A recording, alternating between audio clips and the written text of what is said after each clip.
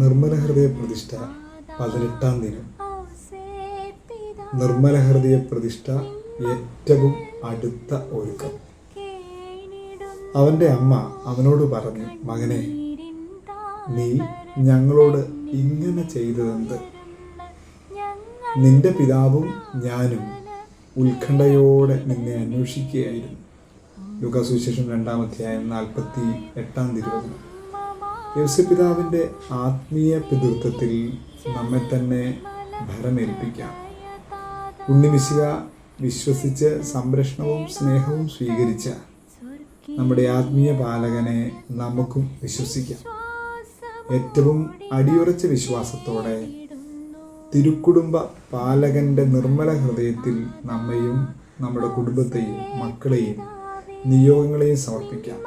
തിരുക്കുടുംബത്തെ കാത്തുപാലിച്ചവൻ നമ്മെയും തീർച്ചയായും കാത്തുപാലിക്കും. ലൂക്കാസ് സുവിശേഷം 2:48. നിന്റെ പിതാവും ഞാനും ഉത്കണ്ഠയോടെ നിന്നെ അന്വേഷിക്കുകയായിരുന്നു. നമ്മുടെ മക്കളെക്കുറിച്ചുള്ള ഉത്കണ്ഠകളെ അമ്മ മാതാവിനും യോസേപ്പിതാവിനും കൊടുക്കാം. അവർ നമ്മുടെ എല്ലാ ഉത്കണ്ഠകളെയും തീർച്ചയായും പരിഹരിക്കും. യേശു പിതാവേ എന്ന് വിളിച്ച് ബഹുമാനിക്കുകയും സ്നേഹിക്കുകയും ചെയ്ത ആ നല്ല പിതാവിൻ്റെ നിർമ്മല ഹൃദയത്തിലേക്ക് നമ്മയും നമ്മുടെ പ്രിയപ്പെട്ടവരെയും നിയോഗങ്ങളെയും സമർപ്പിക്കാൻ ഏറ്റവും അടുത്ത ഒരുക്കത്തിലേക്ക് നമുക്ക് പ്രവേശിക്കാം. വർദ്ധിത സ്നേഹത്തോടെ, വലിയ വിശ്വാസത്തോടും പ്രത്യാശയോടും ആഗ്രഹത്തോടും കൂടെ പ്രാർത്ഥനയിൽ നമ്മെ തന്നെ നമുക്ക് ഈ ഒരു വലിയ കാര്യത്തിന് വേണ്ടി ഒരുക്കാം.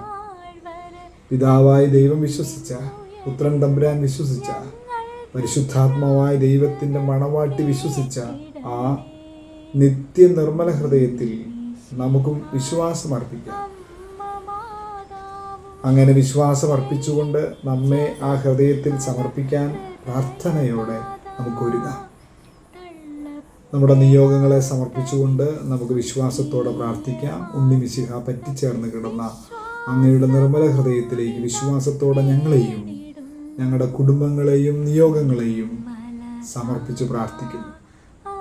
ഞങ്ങളുടെ ആത്മീയ പാലകനെ, അങ്ങയുടെ തിരുക്കുമാരൻ്റെ തിരുഹൃദയത്തിലേക്ക് ഞങ്ങളുടെ നിയോഗങ്ങളെ കാഴ്ചവെച്ച് സാധിച്ചു തരണമേ എന്ന് അങ്ങയുടെ നിർമ്മല ഭാര്യയും ഞങ്ങളുടെ അമ്മയുമായ പരിശുദ്ധ കന്യാമാതാവിൻ്റെ ഹൃദയത്തിൻ്റെ മധ്യസ്ഥതയിൽ അങ്ങയോട് ഞങ്ങൾ അപേക്ഷിക്കുന്നു.